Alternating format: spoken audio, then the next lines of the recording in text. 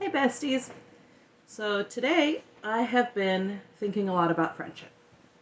Uh, just a lot about friendship in general. I watched the new sneak peek that came out in Us Weekly, and it's a tough one. It's a tough one. It's basically the continuation of the one that we saw before, where Meri notices Cody's ring. My apologies, and she is doing her best to explain to him that she's just moving things to Utah. And when we cut into Robyn translating. And I think the translating actually makes the situation worse. Robyn is going on and on and on about it's still a business, it's still a business, it's still a business. She just has one room there, it's still a business. And Cody's like, yeah, I get it. And then in his confessional he says, I don't get it. How is it still a business if you're living there? And I think that Cody maybe doesn't understand how a bed and breakfast works. Usually, in my experience, you have a live-in innkeeper who maintains the property, maintains the home, makes breakfast, does all of those things for you, and they live there. But also, where did Cody think Bonnie lived when she ran the B&B? Did she think... Did he think that she lived, like, in the yard? In the carriage house? Maybe he did think she lived in the carriage house now that I think about it.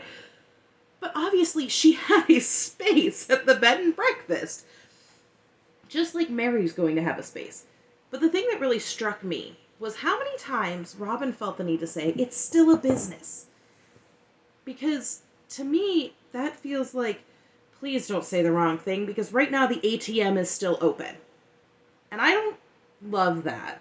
And maybe that's not what she meant, but the way that she kept saying it and the way that they've treated Meri in recent years, it felt like that's what she's saying. Our ATM here is still open. You've already lost Janelle's money. You've already lost Christine's. Don't lose this for me, is the way that it felt.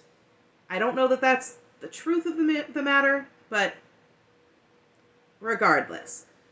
And so I don't love the dynamic there between Meri and Robyn. And I didn't love the dynamic in the sneak peek before, where they were being very cagey about the ring. And the way that Robyn says, just a cool ring. No, I don't like it. And then I did a little bit of online sleuthing. I was looking at one of the Sister Wives subreddits, and I happened to notice that somebody had said, it is a wild stallion ring. And I don't like that either. Is it because of the ranch in Wyoming? Is it because he's free? Is it something else entirely? Frankly, I don't want to know. It's an ugly piece, and whatever. If they love it, they love it. It's just like the ugly artwork on the walls. I'm not going to get it, so let's not worry about it. But watching this just kind of harkened back to that whole conversation that they had in the episode previous, where Meri is essentially just trying to tell Robyn about her life. That these are the things that I'm going to do. These are the things that I need to do. And Robyn is basically like, I did not give you permission to blow up my life. And I'm not giving you permission to go to Utah. And I'm telling you that you have a home here in Flagstaff or you're not going. That was the subtext I read into the conversation. Based off of the, well, as long as you have a home here. That one got me. And then the secondary was, people are making decisions for my life that I have no control over.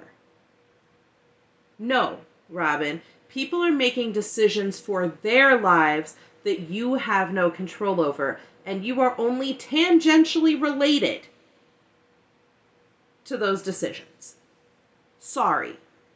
That's how things work. If you choose not to contact your sister wife for 2 years, according to Meri, then it doesn't matter what decisions she makes. It just doesn't. I have a best friend who I have known for 20 plus years. I adore her. And we have gone periods of time where conversations have been, fewer and farther between. But we are at a point now where I can't imagine going 2 weeks without checking in. If I went 2 weeks without checking in, I would be concerned and confused as to why we hadn't spoken.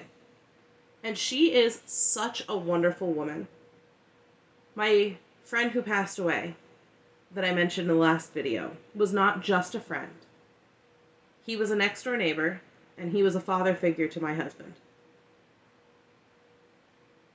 He taught me how to garden. He would talk to me about everything under the sun. If I had questions on anything from why do my tomatoes look funny, to history, to politics, to religion, it didn't matter. And the reason I bring those particular things up is because this was someone who cared enough about me that whether or not we agreed, he was going to have the discourse. Unlike the discourse being disallowed at Robyn's home. You don't have to agree with everybody, but the discourse should be there.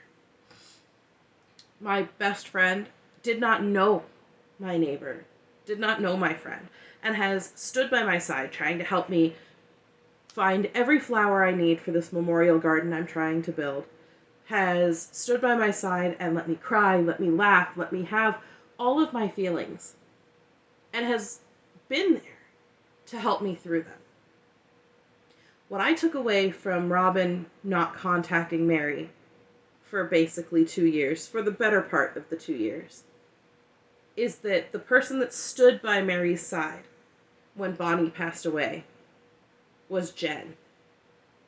The person who checked in on Meri during COVID was Jen. And the person who cared enough about Meri to help her make the tough decision to move everything to Utah was Jen. Robyn didn't check in. She didn't help.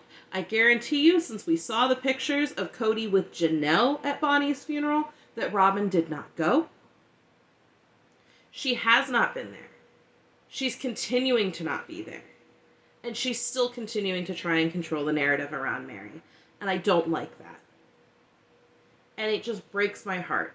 Because obviously, friendship has been exceptionally important to me in these last couple of weeks.